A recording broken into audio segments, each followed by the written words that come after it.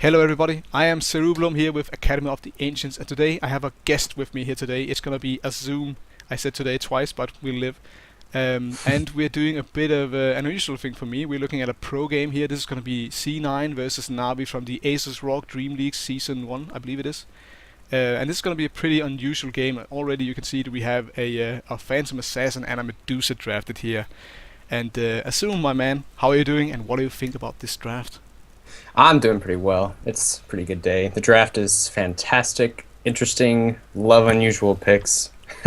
And I want to mention a few things first. In pub games, when you can pretty much draft whatever you're comfortable with and make it work, as long as you don't have, five like Medusas or something like that, or PAs, you can usually make it work. And in pro games, you have to have more sacrifice with supports and all. And we'll talk about item builds and stuff in just a minute. But also, with respect to bans and picks, pros will select and ban things that they're really comfortable with. So, like, you're never going to ban a Medusa in a game, and you're never going to ban a PA.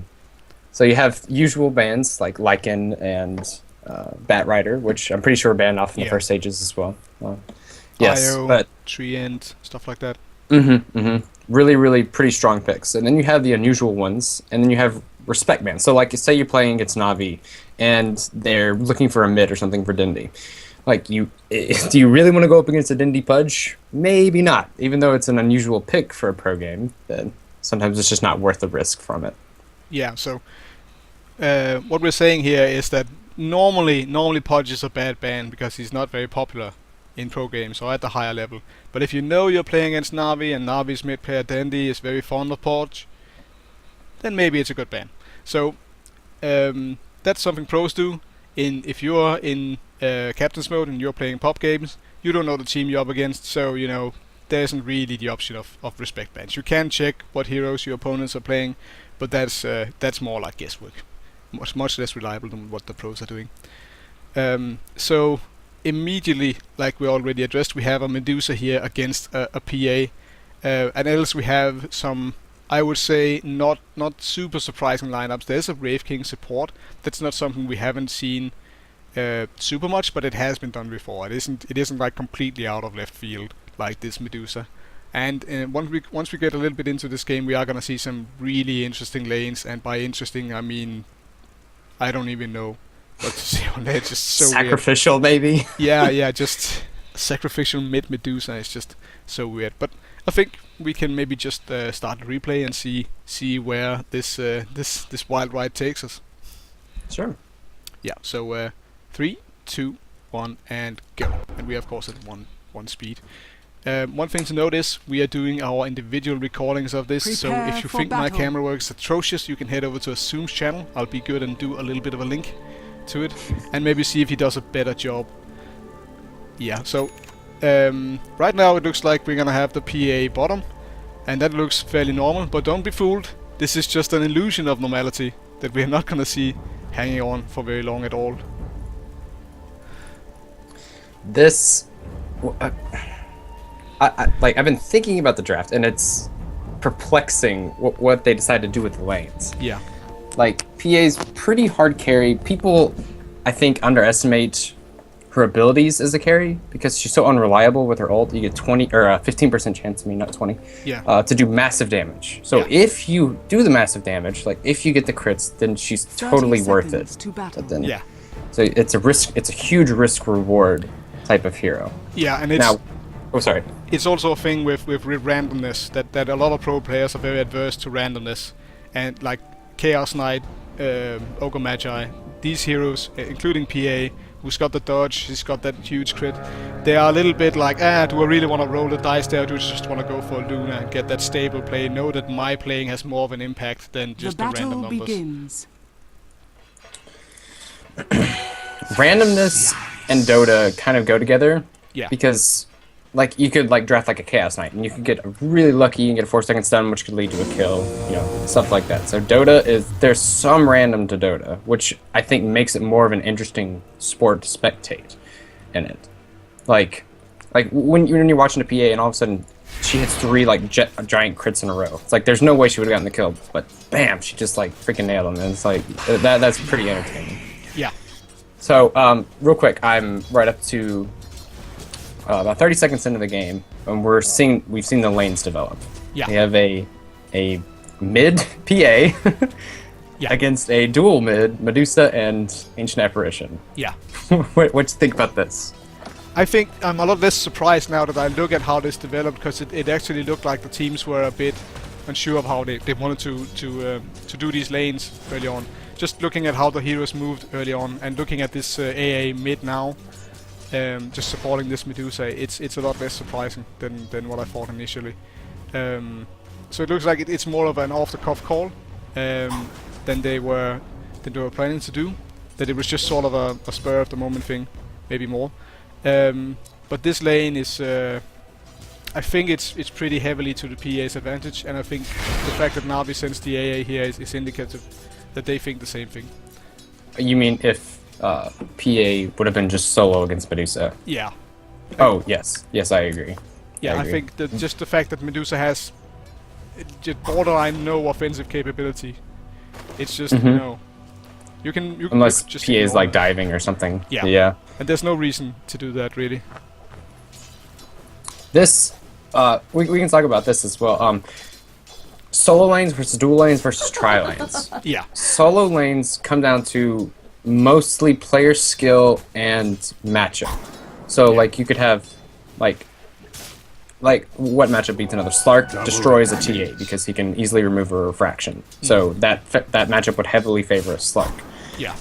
Now, you have more unusual matchups like PA Medusa, which I guess I have to agree with you, would favor the PA. She has more burst capabilities. Yeah.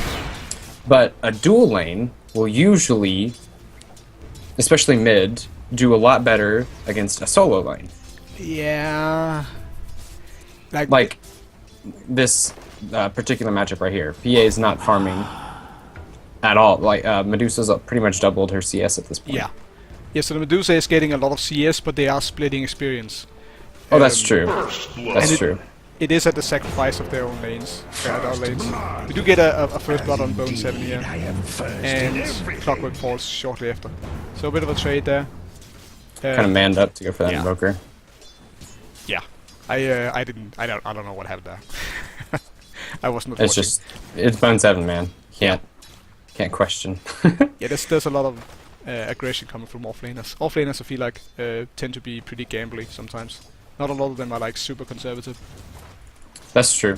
Offlane is the riskiest of times because you could either, hang back by your tower, not die, not feed, but not gain experience and then have no relevance mid game. I think offlane is arguably the hardest position to play because you have to know movements and positioning better than most other lanes. Yeah, at the high levels at least. Yes. At the level I play at, I feel like offlane is not that hard. It's hard to actually get a solo lane, like getting your teammates to do that. But once you get that, you might be up against the dual lane, which, if you have the right hero, can be pretty easy. Yeah. So, how about we do a pause here, while we have a pause anyway? Yeah. So, yeah. We lag like hell.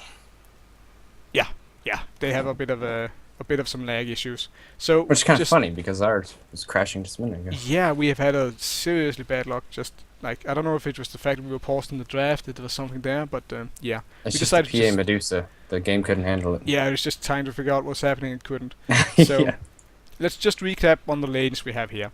On the top for Na'Vi we have Kuroki on the support Skeleton King. We have Dandy on the Invoker taking the 1 position slot. And we have Poppy on the AA now having rotated top after starting out in mid with the Medusa. And of course in mid we have the Medusa for Na'Vi, and in the off lane we have the Clockwork. So the one lane there I'm not surprised about is the off lane Clockwork. And the rest I'm kind of, Yeah. Yeah. Invoker would do well one-on-one against a PA. Yeah. And then on the other side we have farming Potom, which is played by Aoi. Or AUI, I think is the correct way to say it, 2000.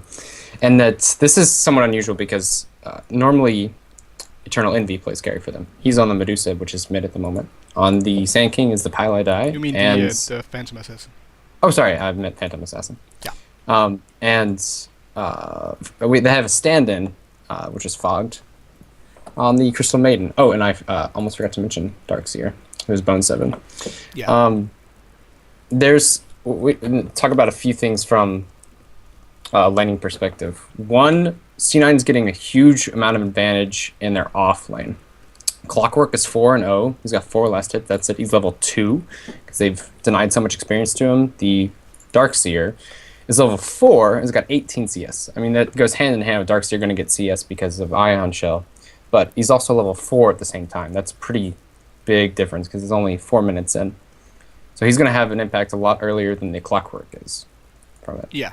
And I'm not really surprised this panned out the way it did, because if you look at the heroes Clockwork are up against, these both have good escape abilities to get out of cogs. He has basically no kill potential on both these heroes if they just keep mana up. And if they stay back far enough, because they both died twice, I think. Yeah. Most of them, they've just been playing really, really greedily. Greedily? Yeah. Greedy. Yeah, you mean the offlanes both died twice? Yeah. Mm-hmm. Yeah, I mean that the Clockwork can't really, kill the Sand King or the Mirana, because with Leap and the Barrow Strike they can just get out of the cogs, and if you can get out of the cogs against not a Sand King, a Clockwork, you're most of the time home free. Like he needs time to make that battery assault deal damage, and that's what the cogs give him. So in the other lane we kind of see. I feel like the Na'Vi safe lane is a lot better against the Darkseer than the is pretty well off against the Darkseer. And the main reason I say that is that they have a ranged carry who doesn't necessarily take too much damage from the Ion Shell. I agree.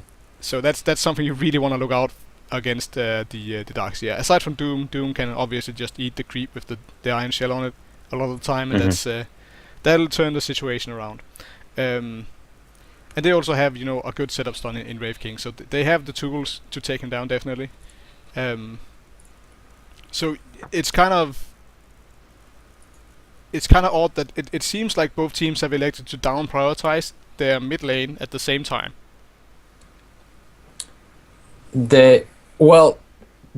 Navi's achieved 2 things right here. One, Medusa and the Phantom Assassin are both level 4. Phantom Assassin has a slight XP advantage, but they've been denying so many creeps from her. Like the AA has 7 denies, and Medusa has 2. That's 9 denies against. Sorry, the Phantom Assassin's 2. So they got a huge XP advantage over that PA while they were there. But let's not forget, PA, as soon as she hits 6, she gets a lot more potential for killing. Yeah. So, she could blow up anything else besides Clockwork and probably Medusa. And the reason she can't blow up Medusa at this time is because Medusa's going for stats, a mana shield build, which is really, really unusual. This makes her really tanky, but she's going to do virtually no damage. Yeah. Like, at all, until she gets, 3 items up. Yeah, I would say this would be a really good situation for Na'Vi if they had a hero that could come online a little bit sooner. A hero that isn't a super, super late game carry. Like, even if there was a... There's probably a good reason why they didn't draft this. Maybe it was banned out. But like a Naga? Or just something like that could just I think push the out. Naga was banned. Yeah, probably. It's a big hero in this metagame. Yeah. But just anything that could, at just around the 20-minute mark, just contribute something. An SF, yeah. Lycan was banned. Yeah. Yeah, a TA even. Yeah, but I feel like you wouldn't want to cycle AA in to support those. Those would be fine by themselves. Yeah. I think there's definitely a factor in the heroes that were chosen here that made the Eternal Envy go mid on the PA. I think I would be very surprised if Plan A wasn't to have Aoi go mid on the Mirana. They could have been suspecting the Invoker to go mid, which Invoker does really well against Potom. That could have been one reason. They just kind of sack it so that Envy can get a quick 6 on the Phantom Assassin. Mm-hmm. That's the best explanation I can come up with. Because as soon as she gets 6, she gets a lot more than pretty much everyone else on the other heroes on their team. So what you're saying is probably what they wanted to do was have the PA go up against the Invoker mid, and then just kind of have the PA soak up experience and hopefully not die. Yes. So she gets kind of gimped in the early game, but Mirana's a lot better off, and they can just farm up the Phantom Assassin later, win out of the late game that way. I think so too, because either way, if you give Phantom Assassin or Mirana free farm, Mirana's going to have more of an impact early. Yeah. She gets, like, her steroids kick in a lot quicker than Phantom Assassin's does. Yeah. Yeah, So- one of the things I heard, Fear was just casting a game with a PA. Another, I think, no, this was this game. When I watched the cast of this, he was talking about that this PA is one of those carries where you need 2 items. You need Yeah. something plus a BKB, and then she Yep. starts to be really effective, and that's a lot of gold. It's a lot of gold. That's a long time in the game compared to like a gyrocopter or a Luna or something. And another big problem she faces is that she doesn't flash farm at all. Yeah. So she's like, she has to be there for kills, or she has to have free farm in order Yeah. to get an item to farm up another item. Yeah, and you don't really want to go like a Midas on her. That's just too late. It's kind of silly. She gets, when she hits 16, that's a huge damage boost, but the attack speed doesn't benefit her because she gets bonus attack speed from her Phantom Strike. Yeah. So, yeah, usually building attack speed on Phantom Assassin is not the way to go, which is why people must opt over phase boots over treads, I mean. Yeah, just being able to use the phase boots after you close range with the Phantom Strike, and just being, getting that extra damage to work together with your crit. It's really good. Mm-hmm. I think we're about ready to unpause again. I'm ready. So 3, 2, 1, go. And Unpause. okay, so I have to wait for their pause. let's just. I'm gonna go forward, and we'll just find out when they unpause. Yeah.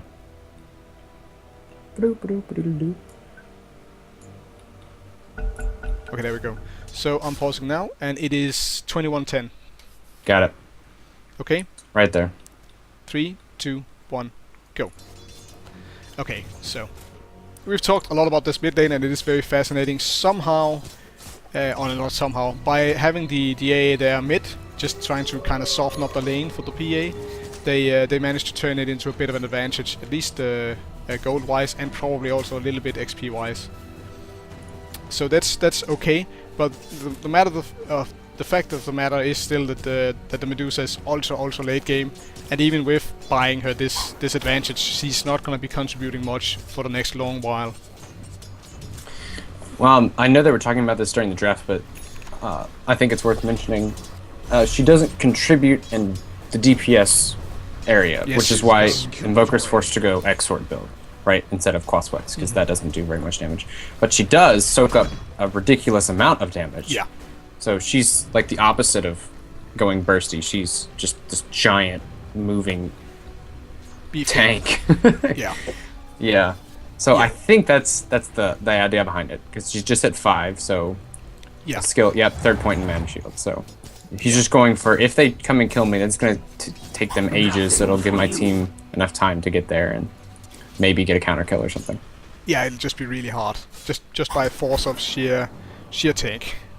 One other thing she does have is at level 6 she just gets Stone Gaze, and that is a bit of a factor. It is really hard to attack into. It is a really good defensive ability, and also if you in the right situations, it's just really good. So they are gonna go for the Medusa here mid. I made 3 heroes to this, and it is taking them quite a while.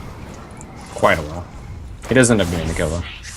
Yeah, it And does he end had up. just hit 6 right Dire's before this, middle Yeah. so tower is that's under why attack. that could have been achieved. Yeah. So one thing that's really peculiar is if you open up the items menu right now, you see that there's the only TP on Navi is on Medusa. So that's why you saw no TPs in. Like none of them had it, and I think that was just kind of a. I'm gonna go out on a limb here and say they haven't run this very much. So They've run Medusa, I think, more than any other team, but it hasn't been. I don't think this patch at all. yeah, but have they run solo mid Medusa though? Once, I definitely remember them Yeah. going mid with it. I don't remember the outcome of the game, but most of the time they send them safe. Yeah. They usually so, give them solo farm. They'll go like an aggro try and send Medusa by himself. So by herself. it's just what I'm thinking when I see the entire team not having any TPs is that they just thought she was safe, like that it would be enough, and they would just kind of go a little greedy, not have any TPs. Right. they're not gonna TP in on the Clockwork probably. They're not gonna have the Clockwork TP up top for something there. And if the mid's safe, and you know when she is like it did take them a good 20 seconds to bring her down, then you know they maybe thought it was worth it to just get that little bit extra gold. Yeah, a little more greedy. Also, the supports of C9 are getting out a lot. They're having a better time early than the supports of Na'Vi. Yeah. I mean, Sand King 7 minutes in's already got Arcane Boots, which is pretty huge. A lot of Sand Kings will just go Brown Boots and then go straight for Blink, but he opted for the Arcanes because he's not even 6 yet, so they can't really fight. Yeah, that's actually a good point. Team fight him. And that's just, I think that's mostly off of kills though and assists, because he's only got 9 last hits, so not a lot of gold from that. No. It does help a lot though. That is like the Brown Boots. So one thing we haven't talked about yet is how I think Fog standing in for Sing Sing has kind of driven this draft for C9. Or did we? Was that the one we cancelled, or was that this time we actually talked about that? I don't think we've mentioned it in this. Dire's bottom tower is under attack. What AUI 2000 played for Dignitas, I think, before C9. Yeah. He played carry for them. Yes. And so he's used to farming and being in the one position, which I think makes this possible because Mirana can play pretty much all this. We're actually having a fight bottom. I think. Oh no, Sunstrike's gonna get him. No, Sunstrike's not gonna get him. This is battery assault runs out. I'm actually really surprised Clockwork just didn't go for the right pick there. I think he would have gotten it. I think so too. That was actually a pretty clutch play with the epicenter and all. It takes a really experienced player to just go for the. Then he walks into the neutrals. Well, he bought out 2 TPs, so he didn't lose any gold. Oh yeah, okay. So it's just give me a free TP home thing. Yes. Yeah. Smart play. That is smart play. Yeah. We haven't mentioned. Oh, sorry. I don't think I finished my thoughts on Dire's bottom tower AUI. has been denied. AUI. I will pretty much always say AUI, I think. I think we know what you mean. But yeah, he's used to playing carry, and Sing Sing is not playing for them right now. I should have mentioned when I mentioned Fogged earlier, but Fogged is normally a support player, so he's on the Crystal Maiden, and AUI's still pretty comfortable with the Mirana as well, and farming. So yeah, that definitely contributed to their draft. Yeah. About to fight in middle, and this is gonna work because Mirana ended up coming over for a gank, and now Medusa Stonegaze does nothing because, well, Sand King actually turns back into it, but doesn't do too much because they weren't diving, so all they had to do was wait it out and they could get another kill on them. Yeah, that's one of the really awkward things about Stonegaze is you have to be facing your target, so you can't run away while you're doing it because you just won't. Actually, do you have to do that? I don't think you do actually. No, the Medusa, it goes on all sides of the Medusa. Yeah, okay, so that was completely wrong. Forget I said anything. That's okay. It forces your opponents to run away. So it's either they sacrifice trying to go for a kill, or actually this. We'll talk about the Wraith King in just a second and why this was pretty important for this fight. But Medusa goes on all around them. It has to be the opponents that look away for them not to be affected. Yeah, so you can actually run away with it, which does make it a lot less situational. Like, it isn't just an offensive tool then. Right. But yeah, so that was a bit of a chaotic fight, and of course we did see the power of Wraith King there, which is the power of you think you're ganking me, but suddenly it's the other way around because of that huge slow. This is why Wraith King can be used as a support. Yeah. Because he was traditionally like a really subpar carry because he has a stun that's also slow and then 2 passes that don't really scale very well late. They're just like mid-game steroids. And then his ult, which is just a free Aegis every once in a while. But with the change to the ult a few times, like it took like 3 patches or so, he's picked up as a support because the slow is so good against teams that have to dive to get kills. Yeah. So they have to dive to get a Medusa because you can't just automatically burst her down because she's tanky. So it goes well with lots of lineups because his ult is so powerful. Yeah. Dire's top tower Yeah, exactly. is under They attack. kill him and then they're locked into place, and that allows for the other team to get a lot of time to react. So a lot of kills happening around the map right now. Good sunstrikes coming in here. That's one thing. Dire's Like bottom tower has Navi did fallen. put the Invoker in the one position farming slot, and it is working out for him. He is doing quite well. He's second in farm. They're Dire's neck and bottom neck in tower terms of is farm under actually. attack. And he is getting a lot of Invoker's lot of also impact. the highest level, which is more important than farm for Invoker. I mean, Yeah. farm is really important, but he needs levels, like, arguably more than anything besides, like, Meepo. It's like, Yeah. Invoker is not Invoker without levels. Yeah, tons So- of levels. We can talk about skill building Invoker just a little bit. He went for 4 Boss, 4 Exort. And it gives you 2 Forge Spirits when you invoke that spell. Which is, it drastically increases his damage output. Yeah. And they don't give too much gold if you kill them. They don't give too much experience, but they do lots of minus armor. So if you have anything else with minus armor on your team, it couples over well with Invoker. They also push pretty hard too because they're 2 separate damage instances. Dire's middle tower is So under attack. after you hit 4 or levels 9, you can get 4 in each, and then you get points in Wex, and then you start leveling your Invoke after that. So Yeah. Radiant's a little top something to tower mention. is under Now, I'm not attack. super familiar with Invoker, but isn't his Sunstrike damage also impacted by Exort? Yes, it's purely Exort. Yeah, pure Exort. Which, of course, when they have an AA on the team as well and that clockwork, there's sort of a global theme going on here. They can nuke all over the map. Yeah. The Force Clockwork. Spirits, Sorry. I think, actually are a little bit awkward here. I see them, like, they're obviously really good. There's a really good, they're really good harassment tools in lane, and they're just really good DPS in general. But they're also a really good pushing tool. And that's not really something I see a lot of on Navi's team. Yeah, they don't have pretty much any push. Yeah. AA's Chilling Touch does not work on buildings or structures. So, like, you Chilling Touch your team, they do lots more damage, but they attack slower. But that does not affect buildings, so he is not a good pusher in that regard. Sometimes you might think so, but it's actually not the case. It was actually a really good kill. They didn't have any vision there. He just guessed that he was going to go for the large camp. I didn't have eyes on it at all. Oh, that's okay. Yeah. I just noticed it after the blast went down. Dire's top tower Also, is under AA and attack. Clockwork have incredible amounts of synergy, and that Clockwork cogs will hold people in place, so it makes it pretty easy AA ult to land. But you mentioned, I know earlier in the draft, that C9 have 2 ways to get out, and that the Potom Leap, actually 3 ways: Potom Leap, the Blink from PA, Dire's middle and tower is under attack. Sand King Dire's stun. structures are All fortified. 3 of those get out of cogs. That's almost certainly a factor in picking PA here. Just being able to get out the cogs. So PA Dire's just middle tower eats has those been global nukes denied. we were just talking about. Sunstrike and an Dire's AA ult there, bottom just caught the tower tail is end of under that one. attack. And It's fantastic yeah. synergy from them. Yeah, it's just so good. We're seeing a lot of combinations with Sunstrike these days. DK love to run Centaur and Invoker for that reason. Just go in with a Blink Centaur, land the stun, land the Sunstrike, and then it's pretty much a kill. The Centaur and Wraith King are both fantastic to pair up with Invoker because it gives the stuns long enough so that you can stun and then Sunstrike after they're already stunned. Like, they sit there long enough so that Sunstrike will hit them.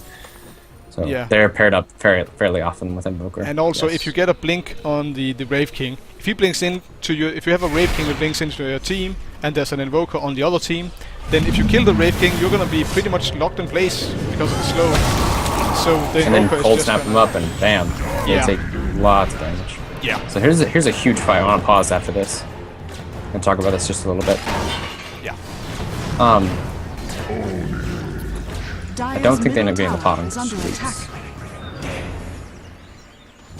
Oh no, they didn't. Radiant's top tower is under Okay, I think I'm a bit ahead of you. So I paused at 33:20. okay, I'm at 27 now, but we want to go back and watch the fight again. Yes, if Yeah. possible. Well, 10-second thing helps a lot. It does. Very useful. Okay, so C9 here, I'm at 32.55. Okay. C9 is pushing here with 3 heroes. Okay, Clockwork is bottom, and then the Sand King is middle. Now, you could argue that Sand King should be in this fight because he has lots of impact, but he's not here because he's really close to his Blink Dagger. So that's why he's out farming just by himself. So they're feeling pretty confident in order to take this. And then Na'Vi reacts to this. Like, they react hard. I think they pull all 5 heroes. Because Clockwork ends up joining as well. So, it's... I don't know. It is a risky push by C9 because the tower's still at, like, just under half health. It's like a third health. They have a Maelstrom on bottom, which I guess is kind of managed. They have a wall. But then a CM ult, like, that's not enough to be able to push into this. And I think Na'Vi just anticipated this because they did smoke in, so that's one reason why they were able to take them a little bit off guard. And also they do get they do try to push in and try to pressure mid off of this, but they just have a Sand King and a PA. Yeah, C9. I need to remember talking about who I'm talking about here. They're gonna get the, or well, at least the Brave King ultimate triggered off here. Radiant's top tower has I know they blew Medusa ult and AA ult as well. I'm gonna go ahead and resume and then do a little quick thing of how C9 tries to fall back from this. Okay, yeah. If you could just where are we at? I am 3303 at the moment. Pause there. This is right when the fight breaks out. Yeah. Okay. Yeah. So let me. So this is when. Oh, sorry. Yeah, I just have. It's a little bit of. Just 3 seconds and I'm there. All right. This is right when Clockwork is TPing in. Yeah. Now, a few things they could do to survive this is, well, their bottom ult is down, which is pretty huge. They know they don't have that. They can throw down a wall and throw down CM ult. That's, I think, and then a Starfall or something. That's their best bet for trying to remedy this situation. Yeah. I'm pretty sure they know that they're screwed because the smoke gate came in and caught them off guard. But they still have quite a bit of damage if they unload all of their spells right now. So Wraith King has his ult up, so they're not going to kill him. There's no way. Medusa has her ult up. They could possibly get an AA, possibly a Clockwork. Yeah, but the thing is that if you right at this second, at least where I am, the Wraith King is right about to land his Wraith Fire on the Clockwork, or not the Clockwork, the Darkseer.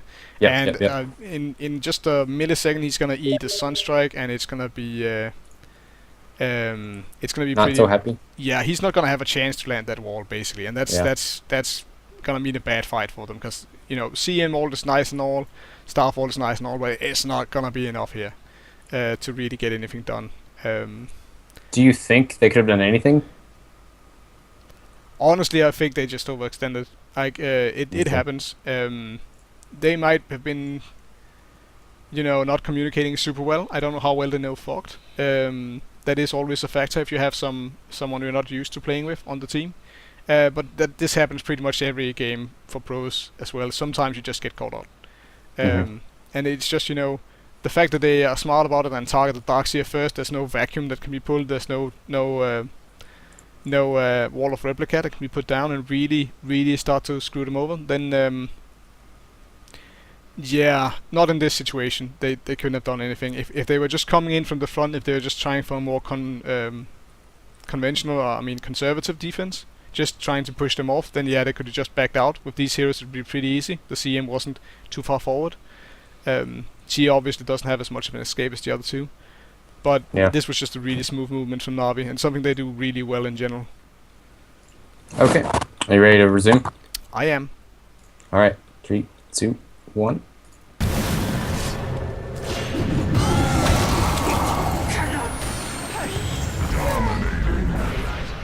They threw a whole lot for the Darkseer. Yeah, they wanted him dead fast, and I think he did have a chance to put something down, but I think he just probably just elected not to. Yeah, restraint is one of the hallmarks of a really good player, knowing when your ability will have the effects it needs to have. Oh, you're good. Two things I want to talk about because they're TPing back to defend this. The Sand King has finished his Blink Dagger, and it's on the way to him right now, which is a pretty big pickup for his thinking. But also the Phantom Assassin is going to go for a Battle Fury. This is the bigger thing I want to talk about. Yeah. What do you think? I think the overextension in top and this item purchase from the PA tells me that C9 felt pretty comfortable up until 30 seconds ago. And that's what makes the Battle Fury kind of, you know, they're ready to settle in and think, okay, Medusa's a really good late game carry, but we're just gonna outfarm her now, and we're in control of this game. Then they lose a huge team fight, and then it starts to look like a questionable pickup. But it is definitely, you know, it's just a farming item, just in order to get some farm on this PA and make her really scary huge. Now, I remember you'd mentioned before she needs 2 items to be effective. She has to have a damage item, usually, and a BKB. Dire's top Oh, tower and look is at Envy under going attack. treads when I was talking about phase. Like, Yeah. being usually superior. Yeah. Lost my train of thought. Oh, yes, 2 items. So, she opted not to go for BKB first, which means she can't, like... since the laning stage is pretty much over, then her uses come out and, like, pickoffs and escapes and stuff. She can't man up yet, because she doesn't have BKB and she only has 800 health. Yeah. So, Battle Fury first, and then into BKB. Battle Fury helps you farm, but it only gives damage. It doesn't give any utility. I mean, I guess Cleave can be argued as utility, but that doesn't come into play in team fights until usually pretty late. They do have a Darkseer. That's true. Darkseer, Wall, Epicenter, Burrow Strike, CM ult, Starfall, Cleave. There we go. The massive AoE. Yeah. Yeah. Dire's top tower is Just under vacuum is attack. pretty much the perfect combination to just being able to gather everyone up. It really is a freaking good spell. It is super good. So, Na'Vi are going for a Roshi. They're just 2 people. I could talk about why this works, and that C9 doesn't, you know, react to Dire's this. top One, because they tower is see a under Wraith King attack. top. Wraith King, really good if you're gonna do a Roche early, because he has a Vampiric Aura. So, and that goes to ranged as well as melee. That's really good for taking one down. Also, they did it because they didn't realize the Invoker had a Necro free, I Dire's think, courier has been which helps you killed. take Roche and double Force Spirits and all. Ooh, that chicken just barely died. Yeah. They just But yeah, they just opted for Chicken Kill over the Wraith King. Which I think probably the right choice. probably. Oh, this is kind of funny. They gave the Aegis to Invoker, not to the Medusa. I think that's also the right choice. You think so? Yeah. Oh, that's interesting. I can kind of see both ways, I think. Because, like, the Invoker, you obviously need him in fights. You really don't want him to die. He's level 13. He's, like... He's by far the most last hits. He's Yeah. kind of getting caught out right here. The Ice Wall, I think, is going to keep him alive. Yeah. But... Medusa...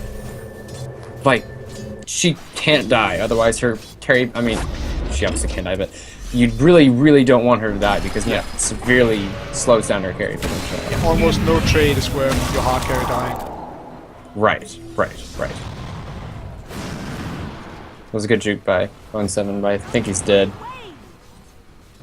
Yeah.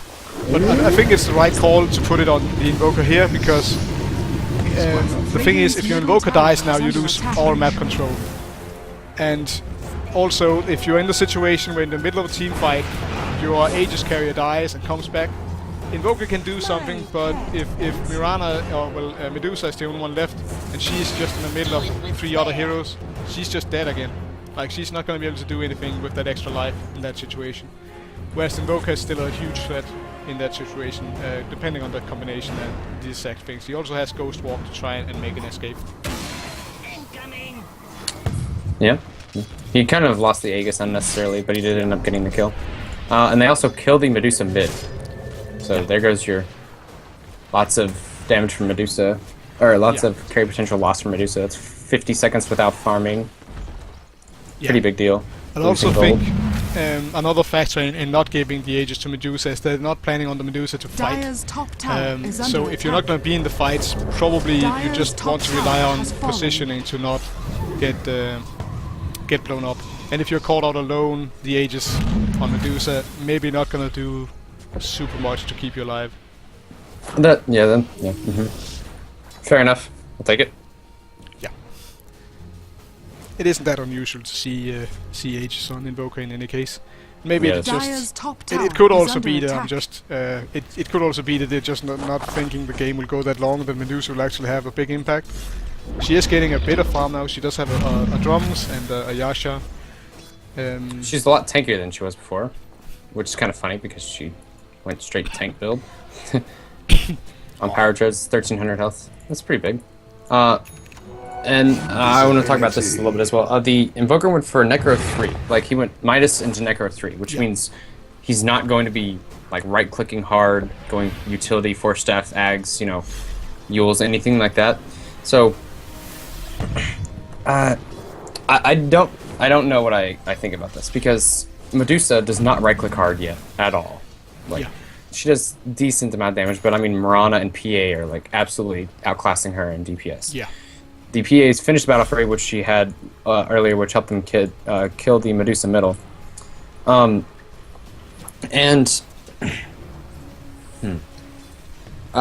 when you said PA needs 2 items, a damage item and a BKB. I agree. Like, this seems like such a non-PA game, because Invoker Dire's does top do tower well, like is Ice under Wall, attack. great against PA, Clockwork Cogs do well against PA. The Medusa ult goes through BKB. Yeah. Like, I don't know how they're making this work, I guess is what I'm saying. Like, because I'm pretty sure he goes for BKB Well, after this. But Okay, they PA still has somehow... PA has a maxed blur, and she does have 12 armor, so she's got that going for her. And what is the really of nuke on the Na'Vi team? Like, there's AA ult, there's some from Clockwork, and there's some from Invoker. And that's, you know, to me that kind of says that, you know, if you're gonna want to kill this PA, you're gonna have to commit a lot to kill her.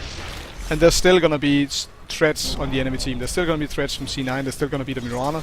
There's still gonna be a lot of spells from the trio of Darkseer, CM, and Sand King. All of those 3 have spells that can completely alter a team fight. So it's just. Oh, you're saying when she activates BKB? No, just before she gets middle tower PKB has here, fallen. like just going for the Battle Fury before the BKB and just having, you know, just saying, you know, I have 50% evasion. Are you really gonna try to right-click me down with your non-right clickers? I don't know if it makes any sense. I'm not sure if I completely followed. So before she gets BKB, they can't touch her because they don't have enough magic nukes. Like they have magic nukes, but they don't have. I don't feel like they have as many as they have on C9. So Like an epicenter or a... yeah, they or don't a- have. They have or like CM. they have one huge nuke in AA, and they have some good nuke in Invoker. But Invoker is also sort of more controlling, and he's built more around these Force Spirits and this Necro. Okay, I see what you're saying now. Yeah, So, even after she gets the BKB, then they still can't touch her. yeah. Then they can't touch her at all, I think, because they need a Okay. right click for that. And even if they get a right click, you still have 50% evasion. And who do you want to get an MKB on this team, on the Na'Vi team?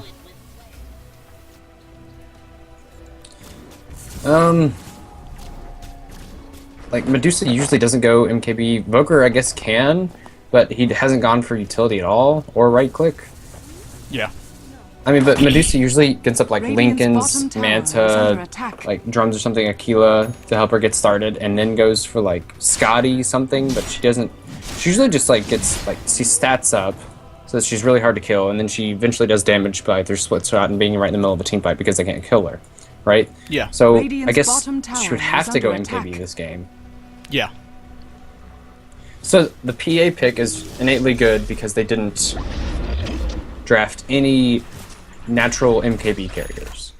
Yeah, in part that, I think maybe there's an interaction with split shot from Medusa. If you don't target the PA, can she dodge the splitted shots? I don't know that. Yeah, I think there might be something there. But yeah, obviously that's Medusa not having anything approaching super large magical damage and not really wanting an MKB. It's gonna be a little bit, yeah. Because if there's one thing PA can do is dish out if she gets time, she can dish out as much damage as needed. Like there's not gonna be an issue there. In the late game. Yeah. One thing I want to mention though about the Necrobook on Invoker is that when we were talking about it last, they had brought down a grand total of 1 tower for C9. Like only the offlane tier 1 had gone down, and now we see him taking down the tier 1 middle and bottom now. And they do desperately need these towers. They need that influx of gold. They need the map control. It's 26 minutes in, and they're finally taking the last tier 3 with a Necro 3. Yeah, and the other factor I feel like in getting this Necrobook is the amount of AoE that is on the other team. You've got Iron Sphere, you've got Epicenter, you've got Cleave on the PA, you've got Starfall. Like they're pretty much not going to be able to control whether or not someone eats that Necrobook nuke. So it is sort of a team fight item more than it usually is in that regard, and it isn't a non-team fight item normally. It can do some stuff. How's it going? I am just now coughing a bit. Oh, you're good. Switched, going for a Hex. Now they have lockdown. Actually, you know, I didn't even think about that because Hex disables evasion. Yeah. Right. Yeah. So I guess they don't even necessarily need an MKB if they can Hex him up. So that, I guess, could have been part of their master plan right there. That is probably the plan, yeah, because they are very much aware they need an answer for this PA soon.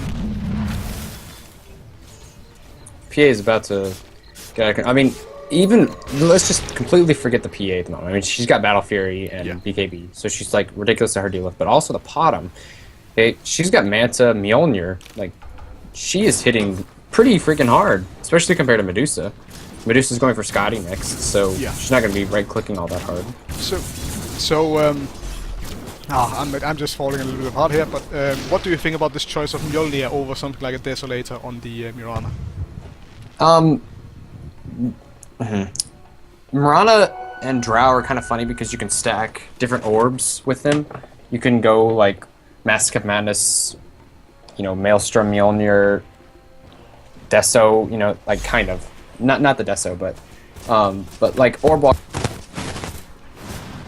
different orbs with them. So Drow has like frost arrows. You could also get lifesteal because if you don't do the frost arrows with the lifesteal, then you get the lifesteal. It just doesn't sell them. So you can orb walk and continue to get that lifesteal as well as the increased attack speed from Mjolnir and stuff like that. So a Deso does not stack with lifesteal. I misspoke last time. Oh, they didn't even notice. Funny. That was pretty lucky for him. I don't know. Mjolnir never hurts. It's almost like not a bad item to pick up if you're a carry that doesn't right click hard because the damage it provides gives a lot more. It gives you an AoE, increases your attack speed by a whole lot, and the magic shield that you can put on whoever you're expecting to tank a lot of the damage is really helpful because that outputs damage as well in a separate instance. So, they found the Medusa and the pit. Yeah, and I apologize because I think on my recording you are probably not going to be able to hear what you're saying right there because of the epic battle and music and all that stuff. But I suggest we pause now, and so we can go back and look at that fight in a little bit of detail. Sure. So yeah, let's just jump back a little bit because this is a very interesting fight. This is probably the key defining fight of the entire. Yeah, I think so too. I definitely think so too. And I think Havos being in an interesting position here is certainly part of it. Yeah, we are at 46-43. 46-43. Yes. Okay. So 3, 2, 1, play. So first thing that's going to happen while as we enjoy these glitched animations is that Havos gets initiated on, and absolutely everyone starts to jump into the pit. But the guys jumping in for C9 are gonna drop some pretty huge spells in there, notably Epicenter and Wall of Replica just doing tons of work there. Actually, I think what did the absolute most amount of damage was the cleaving PA. Oh yeah. I want to go back and watch one more time because I'm not exactly sure. I'm pretty sure they killed the Medusa before the Medusa ult had a giant effect on them. Yeah, I want to go back and watch one more time because I'm pretty sure they killed them. Then the PA activated BKB and then just like absolutely just started wailing. Yeah. So Okay. how about we are at 46-49 and we do it at halftime? Okay. Hold on, let me get there real quick. Is that 49? Yeah.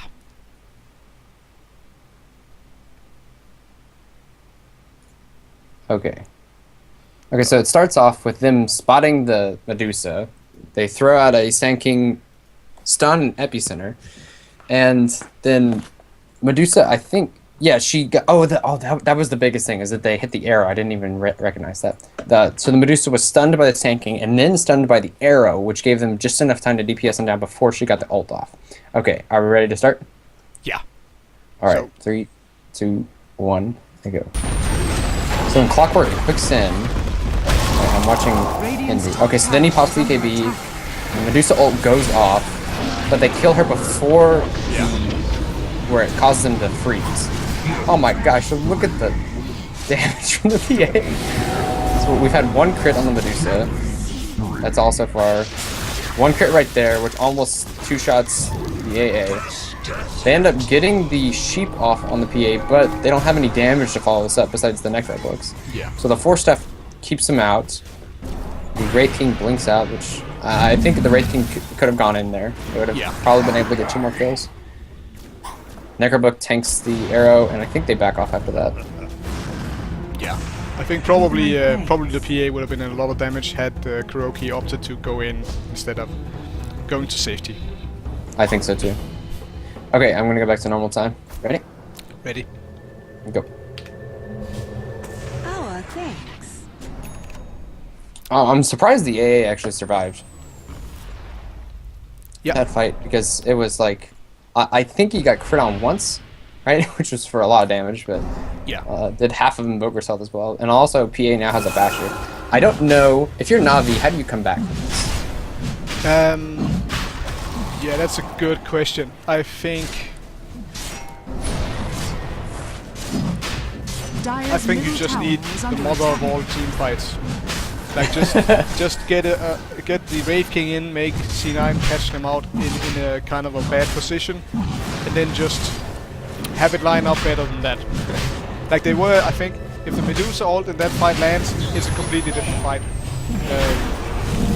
But it didn't. So they need to protect Medusa enough to. Oh my gosh, the crit! Okay, crit. 2-shot the Invoker. Huh. Yeah, I think so too. So just like, I mean, this obviously isn't helping, and the Medusa has to use the ult to get away. That spells the beginning of the end right there, I think. So I guess it just spells the end. so. Sacrifice the sacrifice the Wraith King so that they all kind of group, and then have a Medusa to make sure the ult goes completely off. Yeah, I think that's the basic game plan here, is just have the Wraith King die, and while they're all forced to stand there just going for Medusa, they have to, look away, you can come in, and then just pile on the crowd control with Invoker and Clockwork. It just never really panned out. So you'd have to also get a sheep on PA. And that's blowing a lot of cooldowns. Yeah, that's really tall order. Yeah, I think there's just too much mobility actually on the C9 team. If you look at it, almost all of the heroes, everyone bar CM can move around pretty well. So catching them out in that situation is, if they're aware of that's the game plan from the other team, it's gonna be really hard. Clockwork's not. I mean, besides his hook, is a very immobile hero. AA likes to sit back. Medusa likes to sit there and tank it. Invoker, he didn't go Force Staff for any mobility, so he likes to just sit. And Wraith King, obviously, I mean, he's got Blink, but he doesn't like move around in the midst of a fight. Yeah. So yeah, so I just out mobilitied. Yeah, exactly. Like, if you think of it, they need the enemy team at a very specific spot, and they need to pile on the AA, or they need Clockwork's battery assault to do a lot of damage. They just need a Magnus. That's all they need, and a Ravage, and a everything else. A Black Hole. That's what they need. I think they need to be fighting a different team. That's just someone with less options to run away. Like, if it had, that might be why it's a PA actually. Just the Like, I option guess to on run away. paper, PA looks like it would not do well at all against this lineup, at least in my opinion. Like, it has escapes for Clockwork and Invoker, I guess, with the Blink Strike, but against a Medusa, like Medusa on paper just should run over a PA. I don't know. I'm pretty sure that's the beginning of the end. We're gonna go ahead and speed it up. Just we could talk about I guess the last team fight because I'm pretty sure this is over at this point. Yeah. All right, I'm gonna speed it up to 2 times. I mean. Sure. So PA just finished the Abyssal Blade, which means whoever she jumps on will die because they can't stop her when she BKBs. It's almost a formality at this point, but I feel like PA and Medusa individually are pretty evenly matched up, just because of the blur. Like that 50% dodge is so huge late game. I think, well, compared to other carries, her steroids aren't that hard, right? The 50% evasion is huge. I guess if they never ever built MKB or something, they have a hex for it, but that's about it. Alright, here's the last fight. Yeah, he just abyssals the Invoker, auto kills him. Pretty much forcing out the buyback there, because they know they have to win this. Even in death. So the Invoker buys back, they go for the PA, but then they 4-man absolutely destroy Dire's the middle tower is under Medusa. Dire's middle So then tower they have has Invoker for fallen. DPS, and he's not even hitting. Well, I guess he is hitting fairly hard now. Oh, that crit! See, like that's fun to watch. I like PA. Yeah, we are not at all at the same position now. Oh, that's okay. Yeah. It's about to end anyway. Yeah. Invoker bought back. They killed the Medusa. Killed the Wraith King. Yeah, actually, now that I think about it, I think actually the individual carry matchup here is very much to PA's favor, just because Medusa's real like hallmark. To me, it's just okay, the crowd control works, the stone gaze works, but the mana shield really like if you just get a huge crit with PA, isn't that really just spent? I mean, I don't know, because Medusa only needs, when it comes to late game, she only needs mana to get her for ult. So as long as she does it early, then it doesn't matter. Well, I guess her mana for soaking up damage as well. Yeah. But I don't know. I guess I don't have too much of an opinion because I haven't seen it very often at all. But yeah, I guess PA can be drafted around if the enemy team never builds MKB, then she's a pretty freaking good hero. Yeah, Get up to BKB and they can't touch you. there is the Wise, the Sheep Stick, as another option as we've touched on. So I feel like that's definitely the way to go here on the Invoker. But yeah, it's just, I guess it's just the fact that Na'Vi sort of ended up against a PA and with an actually harder carry Yeah. Yeah. that got online later. Like usually, I think the only carry I can name that gets online later, that starts contributing later than a PA that's usually drafted would be Spectre. So I don't know, like Spectre Medusa.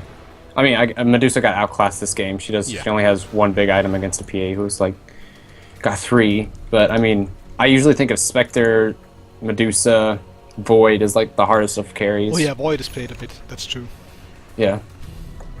I don't know, because Void disables evasion, so Void's pretty good against PA. It goes through BKB, goes through evasion, which is under Chrono. So I guess that could be a way to deal with him. Yeah, that would be a good way.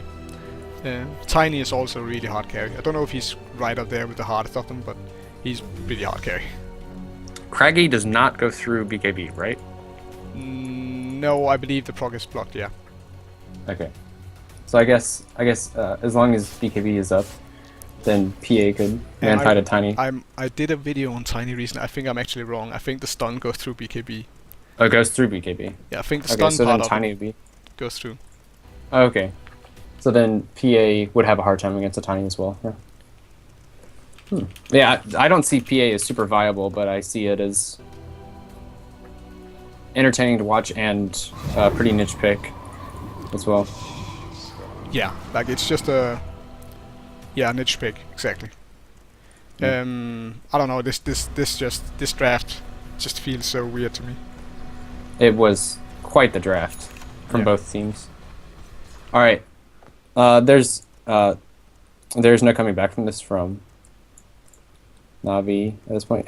Medusa's actually going to finish the Scotty before the game ends, which is, I guess, kind of significant. But I mean, there's still no answer for the PA. So I think that's about it. I'm just going to pause it there.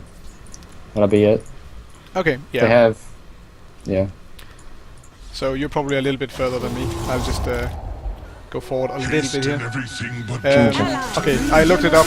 Craggy does not go through BKB. Does not go through match community. Does not go through. Okay. No, not at all. That would also be a little strange. That would be really powerful. But it does it's work like a void inside evasion. it does work inside Chrono. Chronosphere. Yeah. Yeah. I remember. I definitely knew that for sure. Yeah. So Void would have to Chrono and then BKB in order for not to get unlocked by the time. Yeah. Right. Not Okay. what we want to do. Yeah. Usually not. So let's just do a little few recaps here with the laning, and we've talked about the draft, I think. With laning and key defining moments between lanes, and then switching over to team fight oriented movements. With laning, most lanes are compromised of when kills happen as opposed to who's farming the hardest or the best, most efficient. Yeah. So if you like a Phantom Assassin or a Medusa, and somehow you end up mid, you usually don't want to be moving around fighting all that much. Or, I mean, a Medusa. A Phantom Assassin actually can, because as soon as she hits 6, then she has lots more utility. But, lots more damage, I mean. Mm-hmm. But, like, you have to play it as... Invoker doesn't want to move around because he can contribute with Sunstrikes. Medusa doesn't want to move around because eventually late game, you'll hopefully out-carry their carry, you know. So stuff like that. So, the off-lane from C9 got a whole lot more than the off-lane from Na'Vi. They didn't shut down the Phantom Assassin too much. Medusa had to go straight tank build. They didn't have enough damage to carry them over. And C9 had a whole lot more mobility that Na'Vi didn't. Also, I guess the item builds as well. Invoker going for Necro 3, not pushing, with his entire team. Yeah, I feel like, to me, looking at this again, this just feels like Na'Vi's never got off their game plan. Like, there's some clear synergies here. You have the Wraith King. If he gets his ult off and the enemy team are caught out, you can land the AA ult. You can get Clockwork in position very easily. You can just come in with Medusa and throw down the Stone Gaze, and what are they gonna do then? And that just never materialized. That never got that key fight. I think the mobility we talked about from the Radiant side, from C9, definitely played a factor there. And I think what that led to was we see Invoker going in to patch all these holes in their game suddenly. First, it's with the Necro 3 trying to go in and really, really push down those towers that need to go down, and going for this kind of subpar teamfight item just to get that out. There is also the section from the Necro books. You do get the true side at level 3. There's a Mirana on the field that is a little bit of a factor, though kind of a niche one, like not a super big one. Right. Like the one saving grace here was that one smoke movement up top. Against the CM Darkseer Mirana. Yeah, just catching out those 3, and then the C9 not getting any kind of trade back there. That was kind of the moment where it sort of equalized for a good 5 minutes there. They managed I think so, yeah. Yeah. They got the Medusa a whole lot back in it. It did, yeah. Then she died very shortly after. Yeah, it's like, well, I thought I had a chance, but then nope. Yeah. Just go ahead and ruin my dreams. Yeah, I still feel like just the fact that they had such a damage dealing carry, like just such a, like the PA, I feel like it's actually, I'm struggling a bit to think of a carry that does better against Medusa than the PA. I think PA did so well this game with the movements from C9 and also the item advantage, because Na'Vi kind of left Medusa out to dry. She got ganked like 2 or 3 times, didn't really finish Manta until PA already had BKB, or was about to finish BKB, had already finished Battle Fury.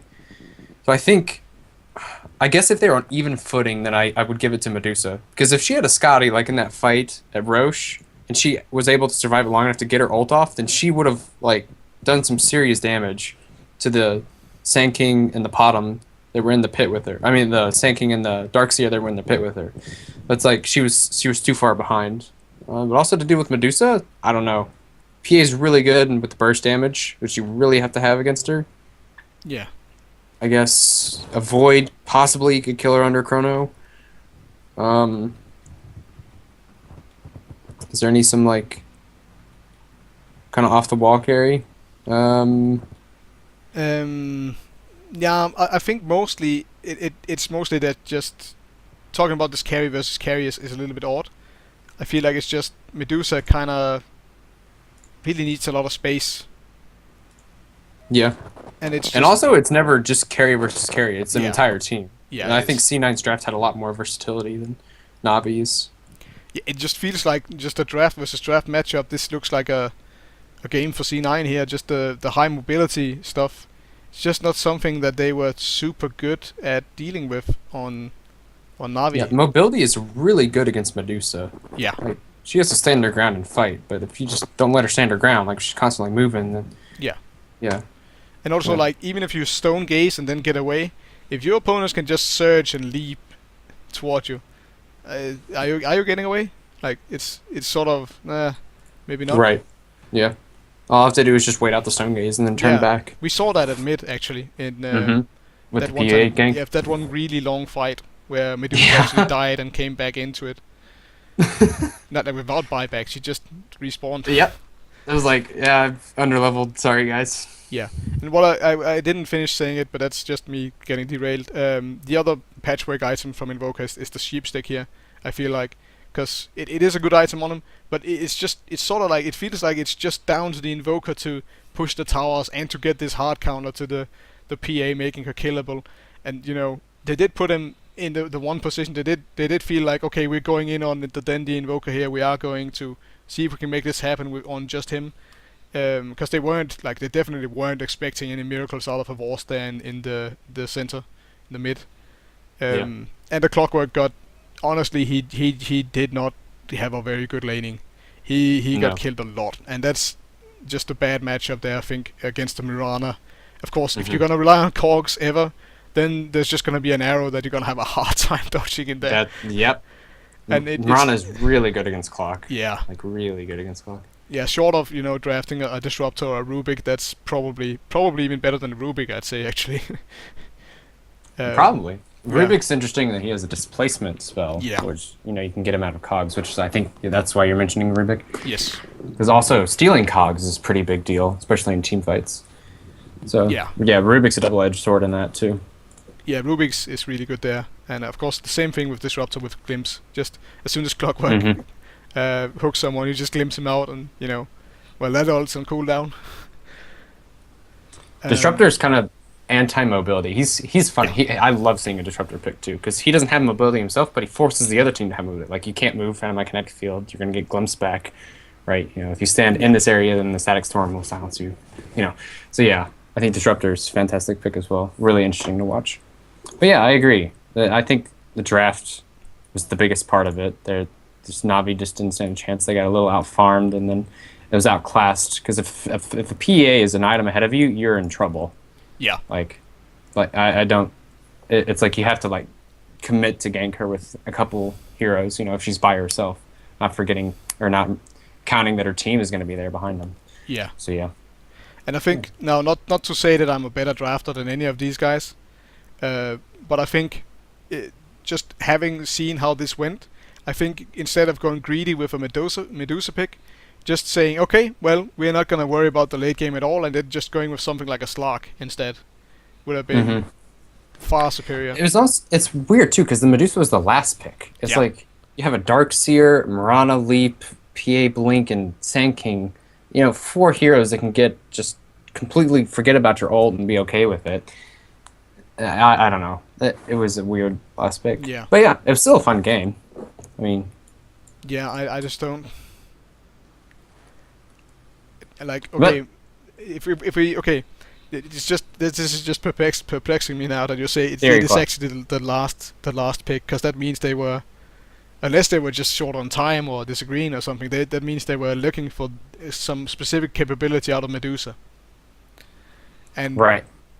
and to me, like, the only thing, when you look at Medusa, the only thing that really stands out as, okay, that's a good ability is split shot. Like, when you get super late game, you've got a completely stacked, you've got that split shot, massive damage. And I'm getting hiccups now. She's like a Spectre. Yeah. Right, in that sense. They're both like team fight carries in that they stack up on stats and they just don't die, right? And they do damage by just surviving. So, yeah. Split shot lets Medusa do that. Yeah, Yeah. I don't know. It was So is this? interesting. It's just you're looking at the mobility from the other team. Like, is split shot really the tool you want? It Right, just right. Seems really I strange. guess if you get a 5-man Stone Gaze into a 5-man Cogs into like a meteor, but no, meteor doesn't synergize with Stone Gaze because they take no magic damage. I don't know. Like, that's another thing. It's like, weird. Stone Gaze makes them more vulnerable to physical damage, of which there's Brave King. And that's not very good. And I guess Evoker with Necros. I guess Necros go pretty well with Stone Gaze. Yeah. So there's that synergy too, but they're usually not using Necros to burst down a target. No, it's not like you're not gonna. It's like, okay, you got 100 extra damage, hurrah. Yeah. Yeah, I think the reasonable conclusion here is that Medusa is still a really wonky pick. We do see Phantom Assassin slightly more than we see Medusa. I know Alliance picks up sometimes, very sometimes. Loda loves running a Mask of Madness build and stuff. Yeah. Yeah. Mhm. And there's also kind of the thing we also talked about a few times now with PA is kind of the BKB timing, because we talked about her needing 2 items. So do you go BKB first or do you go BKB second? Because I heard Loda talking about this on Luna. If you go BKB first or if you go BKB early on your carry, are you just, okay, you might escape a few ganks, you might have some kind of mediocre teamfight contribution early on, but when you really need 4 it, seconds later. yeah, when you get your Manda style up, when you get your big damage items up, are you just gonna have this really lackluster BKB and then just not gonna kind of get there in those fights that really start to matter?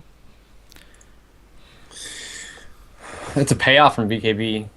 So you have to weigh that. Like Phantom Assassin, I think you like have to get early. Luna, I guess you could get away with it because she farms. She has a farming tool with the bouncing glaives, but I think Phantom Assassin really, really needs it early.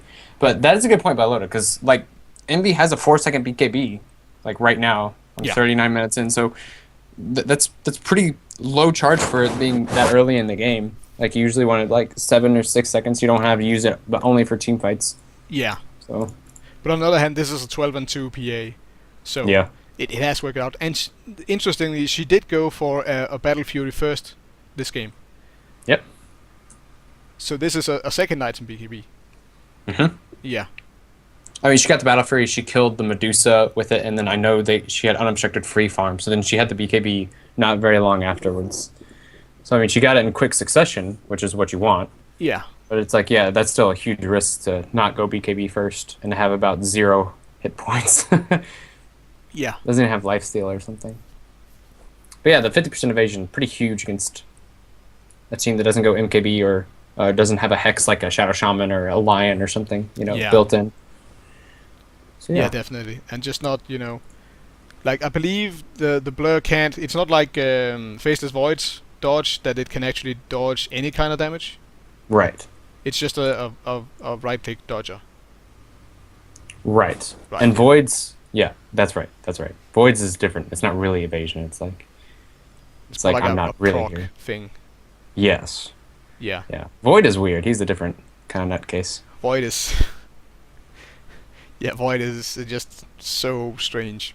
Yeah, his mechanics are so off the wall, and sexy, especially under Chrono and all. Yeah. He reminds me a little bit of... No, I was about to say something weird there. I was about to say he reminds me of Juggernaut a little bit. But it's not really. Not really at all, actually. Like, he does have a damage boost, and it was just kind of... I was thinking about how they use their ultimates. Because in the kind of early and mid game, like when you right when you get Chronosphere, you aren't really going, alright, yeah, I'm gonna catch all 5 of them in here, and it's gonna be great, because you don't have any damage. You're just gonna be wailing on one guy, and then you're gonna have him half dead, and then you're gonna be in the middle of of 5 of them. Yeah, it's kind of like a Magnus or a black hole. Like you can use it early to secure a kill, right? And yeah, and then late game you use it to make sure they don't have enough disables so that your team has enough damage. Yeah, to you need kind or of something. the other pieces of the puzzle for the big old nasty Right. ultimate to come alive, and then before Mhm. that it's just kind of get some pickoffs, maybe escape a few times if you avoid. Yeah, Yeah, but that's probably not what we should be talking about here. that's okay. Theory crafting.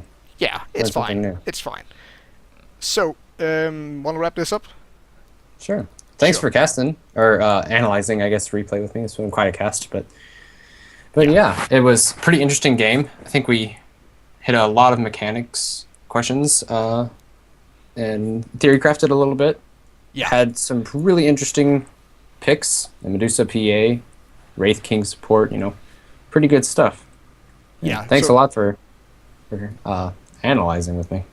Yeah, you too, man. It's been pretty good. I think to address the viewer here shortly. Obviously, we've never done anything like this before. We in fact just 5 minutes before we started doing this is the first time we talked face to face or voice to voice, I guess. Else it just been a few text messages. So we're still very much ironing this out. This isn't final product by any means. Trial run. Yeah, Mhm. we are still Yeah. figuring out what this is, if it's even kind of worthwhile or what we can kind of get out of this. Because And going off of that, like any feedback y'all can Yeah. give us, yeah, because like you can address like stuff like, oh, we went a little off topic too much, or I'd rather you focus on this aspect, or make sure you go back and analyze this part of a team fight or why this happened or stuff like that. Yeah, that would help out a whole lot. Yeah, and specifically to address my usual videos, because anyone who's watched my videos will know that my tone here is a lot less condescending than usual. Because that's because I won't say even a guy like I've never watched Fork play before, but just the fact that he is making money off playing this game is probably makes him a lot better of a player than I'll ever be. So I'll not be looking so much for flaws here, as I'll be just trying to figure out what these really good players are trying to do. It's and- more of a questioning their decision making and all. Yeah, I think not even so how I much, but view it. just kind of, or what do you call it? Reverse engineering. Just kind of trying to figure out, okay, so this didn't work out, but what were they trying to do, and why was this a pro gamer level decision? Why was this Oh yeah, smart? Because it's like the majority of the things they're doing here will be smart. Like sometimes, like with the Medusa mid here, we can probably go out on a limb and say this was not smart. This ended up being anti-clever. yeah. Yeah. Just question their sanity just a little bit, but Yeah, just remember yeah, that just- they're freaking good players. Yeah, they probably have a lot better of an idea of what they're doing than we do. Mm-hmm. Um, And we obviously won't catch everything either. yeah. There's a lot of stuff that you miss. It happens Yeah. in every game, every cast. Everybody does, because they're just so complex. So, yeah. And especially here, we are sort of halfway casting it because we can't pause constantly and be all over the map constantly. So there was a good Until few they have the times- feature where you can go with each other, Yes. like have one person and then another one do it. So we'd have to have a dedicated observer, but that's a little much to ask at the point. Yeah, that's very much too much to ask. Or if one of us gets good enough internet to actually stream it live, then we could do something. Maybe. There we go. Yeah, but I live in Denmark, so I do not. Yeah. Mm-hmm. Yeah, that shared replay viewing will instantly make this a lot better. But there was a few times here when I noticed you were talking about something and I was nowhere near it. So sorry about that. But it'll get better in time. Yeah, it will. It will. Yeah. So my Yes, name's sir. been Cerebellum. He's been Azzume. He will probably continue to be Azzume. Probably. I'll include a link to his channel down below. I hope he'll be doing the same for me on his channel. Well, indeed. And I hope you've enjoyed this. If you have any feedback, be sure to let us know by any channel you can find. I think that's it. I think that's it. That's pretty good. That's pretty good. That's pretty good. Thank you, sir. All You right. too, man. I'll see y'all next time.